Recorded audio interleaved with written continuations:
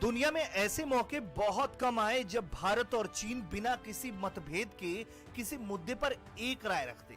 ऐसा मौका शायद ही कभी आया हो कि चीन भारत के समर्थन में उतर आए। लेकिन चीन जैसे देश की जब गर्दन फंसती है तो उसे भारत की दोस्ती सूझने लगती है। कोरोना वायरस को लेकर दुनिया की बड़ी आबादी यही सोचती है कि उसका दोषी चीन है।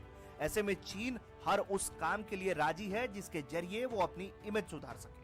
अब दुनिया में चल रही वैक्सीन डिप्लोमेसी में दखल देते हुए चीन ने कहा है कि वो व्यापार संबंधी बौद्धिक संपदा कानून में ढील देने के भारत और दक्षिण अफ्रीका के प्रस्ताव का समर्थन करेगा। दोनों देशों ने विश्व व्यापार संगठन में प्रस्ताव देकर इस कानून में ढील देने की मांग की है, जिससे विदेशी वैक्सीन के फॉर्मूले लेकर उनका व्यापक तौर पर उत्पादन किया जा सके।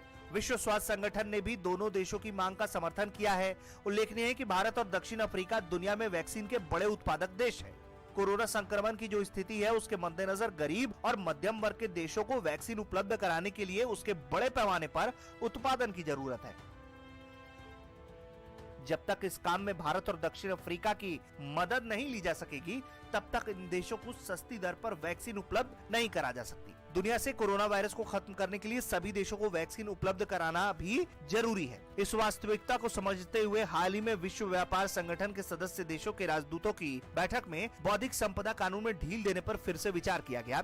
इस सिलसिले में भारत और दक्षिण अफ्रीका के अक्टूबर 2020 में दिए गए प्रस्ताव पर अमेरिका और यूरोपियन यूनियन का समर्थन जुटाया जा रहा है। अमेरिका इसको समर्थन देने के लिए राजी भी है और यूरोपीय यूनियन इस प्रस्ताव पर मंथन कर रहा है। चीन के विदेश मंत्रालय के प्रवक्ता झाओ लिजियान ने कहा है कि चीन विकासशील देशों की आवश्यकता को अच्छी तरह से समझता है, इसलिए वो व्यापार संगठन में भारत और दक्षिण अफ्रीका के प्रस्ताव का समर्थन कर देगा। कोरोना